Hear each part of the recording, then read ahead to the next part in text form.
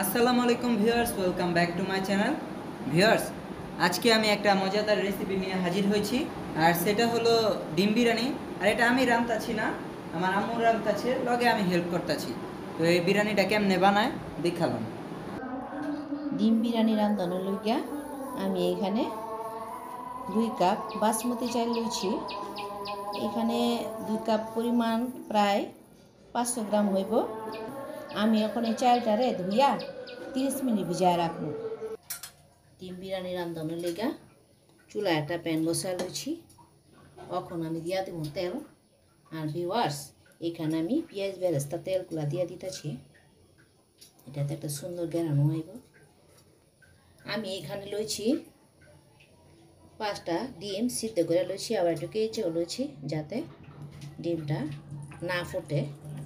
এখন দিয়া দেব।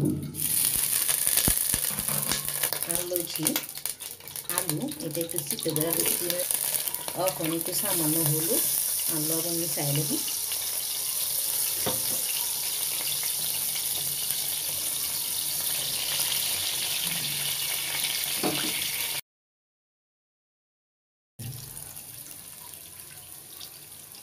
ভিউয়ার্স, ডিমটা এখন তুলে নেব। ডিমটারে বেশি ভাজব না, হালকা ভাজলেই হয়ে যাব। আলুটার আমি আর একটু ভাজা নেব। ভিউয়ার্স, আলুগুলো আরও আমি ভাজা লইছি, এখন নামাই নেব। তখন আমি ডিমটা রাইন্দা লমু। এখানে লইছি এলাচ, দারচিনি, তেজপাতা দিয়া দিমু। ভিউয়ার্স, আজকে আমিও আইছি আম্মুর লগে রান্না করার লেগা, আর আমিও আজকে ঢাকায় ভাষায় কথা বলবো। এখন দিতাছি 2 টেবিল চামচ পরিমাণ পেঁয়াজ বাটা। ভিউয়ার্স, এটারে একটু ভাজা নিতেছি।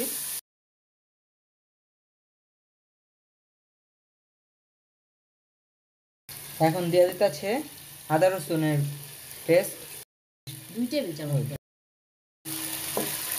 আদা রসুনের পেস্টটা ভাজা হয়ে গেছে। দিতাছি 1 চা চামচ মরিচ গুঁড়া। একটু পানি দিতাছি কষানোর লেগে।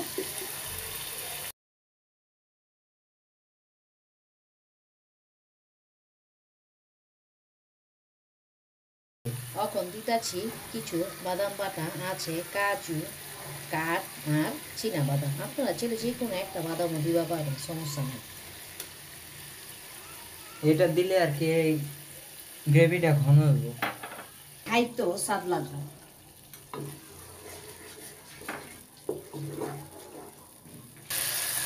এখন দিয়া দেবো 2 টেবিল চামচ পরিমাণ টক দই। আমি এটাকে ফাটাই লইছি। আর এই সময় চুলা রাসটা একটু কম থাকবো এবং বেশি করে লাগতে হবে, তাহলে কিন্তু আবার দইটা ছানা ছানা হয়ে যাবে, দানা দানা হয়ে যাবে। লাড়ার মধ্যে রাখতে হইব। আর ভিউয়ার্স, এই টক দইটা কিন্তু আমরা ঘরেই বানাইছি। আমি নিজে বানায় রাখছিলাম ফ্রিজে, যখন দরকার হয় তখনই নামায় রেসিপিতে লাগাই, কাজে লাগে। দিতাছি স্বাদ অনুযায়ী লবণ। লবণটা বুঝে অ্যাড করেন, চালের মধ্যে আবার লবণ দেব।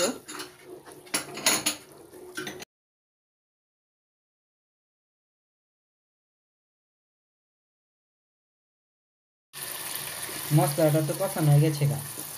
এখন দিয়া দেবো ডিম আলু।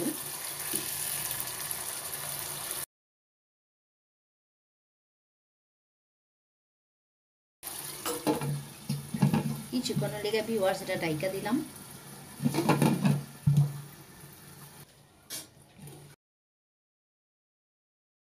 এটা তো কষানোর মাঝপথে, এখন একটু বেরেস্তা দিয়ে দাও। হ্যাঁ দিতাছি। এটা দিলে একটা সুন্দর কালার আইবে, ঠিক কইছি না? হ্যাঁ ঠিক করছো তো বাবা।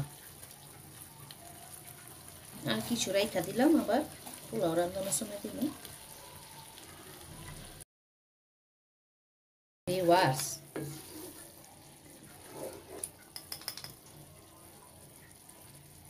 আর দিতাছি 1/2 চা চামচ জিরা গুঁড়া, জিরা গুঁড়া।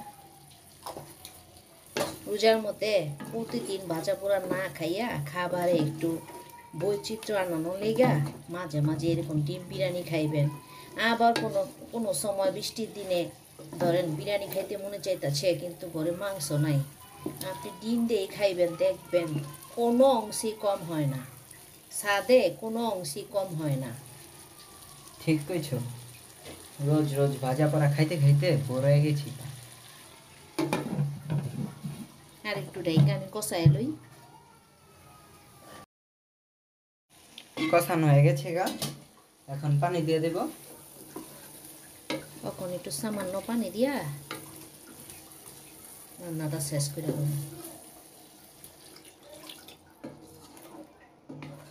এটা কি আলুটা সিদ্ধ হলে গার একটু? হ্যাঁ হ্যাঁ, ডিম তো সিদ্ধ হয়ে গেছে, তারপর মশলাপাতি সবকিছুর সাথে ভালো করে মিশবো পানিটা দিলে। দিয়া দিতেছি কিছু মরিচ, আর অল্প কোন রান্না কইরা তারপর দ্বিতীয় পর্ব শুরু করব।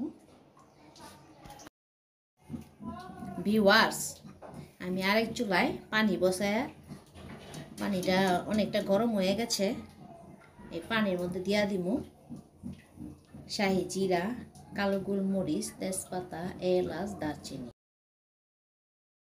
আর ভিউয়ার্স, এদিক দিয়ে কিন্তু ডিমটা রান্না হইতাছে, পাশাপাশি এটা করতেছে আরেক চুলায়। আর একটু লেবুর রস দিয়া দেব। এটা দিতাছি চালটা ঝরঝরা হইব, প্লাস তোমার কি হইব, ফকফকা হইব।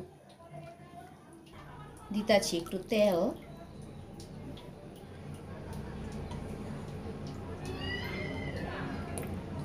এখন পানিটা ফুটা পর্যন্ত অপেক্ষা করবো। সরাটা তুলাচ্ছি। ভিউয়ার্স, রান্নার মাঝামাঝি আমি একটু সস দিতেছি, এটা অবশ্য কষানোর সময় দেয়, না দিলেও চলতো, মানে কালারটা তো সুন্দর করে লেগা, আর একটু ফ্লেভারফুল করার লেগা সস দিয়ে লইলাম। এই যে ভিউয়ার্স, আমি এখানে কত কিছু দিচ্ছি উপকরণ, যদি দুই একটা উপকরণ বাদও যায় কোনো সমস্যা নাই, সাধারণ উপকরণ দিয়ে রান্না করে দেখেন, গরম মশলা গেরানো খাইবার মতন হইব, স্বাদ হইব বা সুন্দর গেরান আইব।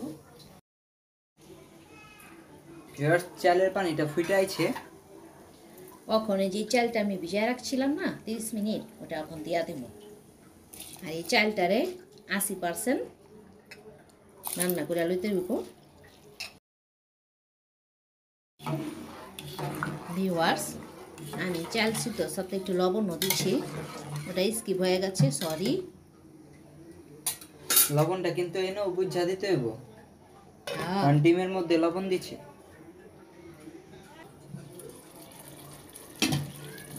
তখন দিয়া দেবো 1 চামচ বিরিয়ানি মশলা, এরপর আমি ডিমটা নামাই নেব।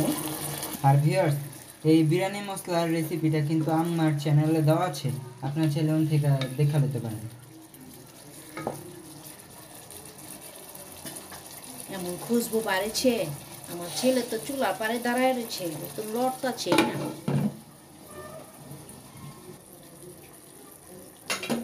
আবার কি করতেছ? ডিমটা নামায় ফেলাইতেছি, আলু থাকবো। কেলা তা কি পুরোপুরি সিদ্ধ হয় নাই? না না, ডিমটা তো সিদ্ধ করানোর সময় সিদ্ধ হয়ে গেছে, মশলার সাথে কষাইছি, রান্না করছি, অনেক বেশি রান্না করলে আমার মজাটা নষ্ট হয়ে যাবে, না আলুটা আর একটু হইব তো। ও হ্যাঁ, এটা তো আবার শক্ত হয়ে যায় বেশি সিদ্ধ করলে, হ্যাঁ হ্যাঁ, তখন তো আবার খাইতে ভালো লাগে না। হ্যাঁ, আলুটা আর একটু হইব। ঠিক আছে, ঢাকা দিতেছি আবার।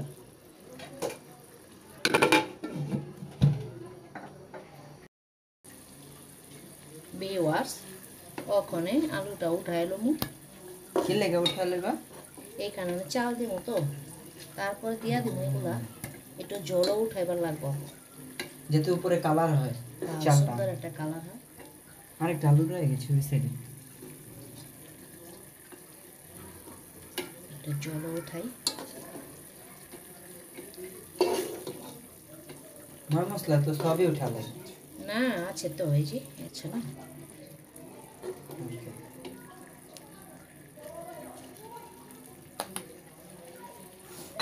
এখন কি চালটা দিয়ে দিবা?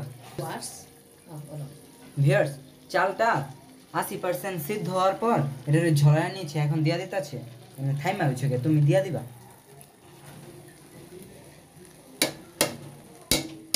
এখন এটা স্প্রেড করে দেব।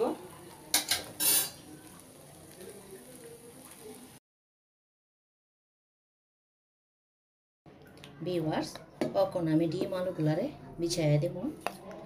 আর ভিউয়ার্স এই সময় কিন্তু চুলার অফ আছে, নাহলে আবার নিচে তার লাগা যেতে থাকবো।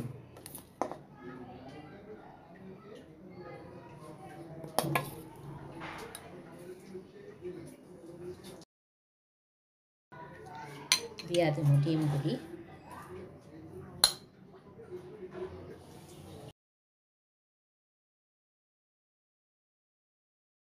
আপনারা চাইলে এখানে ফুড কালারও দিবার পারেন, তো আমি দেই নাই। যে মশলা দিচ্ছ আবার ফুড কালার লাগবে, এখনই তো খাইলাইতে মন চাইতেছে।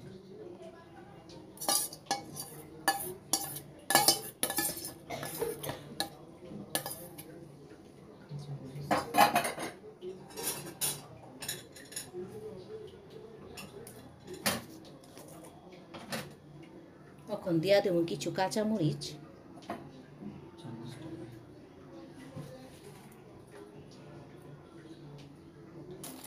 দিতাছি ভেরেস্তা, পেঁয়াজ ভেরেস্তা। এখন দিয়ে দিব গ্রানুলার ঘি। মূলত এটা ভিউয়ার্স সাহি সাহি একটা ফ্লেভার আনবো। তখন ভিউয়ার্স কম আছে আমি 10 মিনিটের মতো দমে রাখবো। আর যেহেতু আমার এটা ননস্টিক প্যান, তাই আমি তাওয়া দিলাম না, কিন্তু যারা অন্য কোনো পাত্রে রান্নবার চান বা রান্ধেন তারা একটু তাওয়া দিয়া লইয়েন, নাইলে পোড়া লেগে যাব। আর ভিউয়ার্স এই ফুটাটারে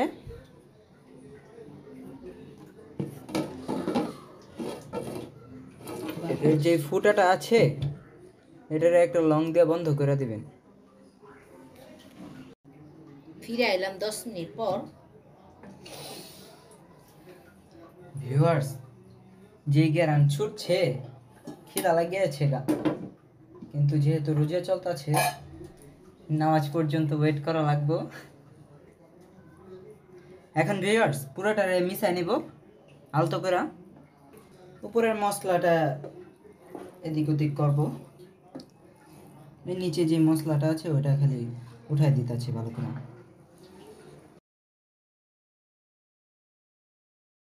সো ভিউয়ার্স তৈরি হয়ে গেল এই ডিম বিরিয়ানিটা। এখন আর পরিবেশন করে লম, যখন তখন আপনারা ঘরে এটা বানায় খাবার পারবেন। রোজায় ভাজা পোড়া খাইতে খাইতে বোর হয়ে গেলে তখন চাইলে এরকম একটা বিরিয়ানি বানায় খেতে পারেন। ঘরে মাংস না থাকলেও সমস্যা নেই, বিরিয়ানির ফ্লেভার পাইবেন। এটা কিন্তু বাসায় অবশ্যই ট্রাই করবেন। ট্রাই করে যদি ভালো লাগে তো কমেন্টস করে জানাবেন। সবাই ভালো থাকবেন, খোদা হাফেজ।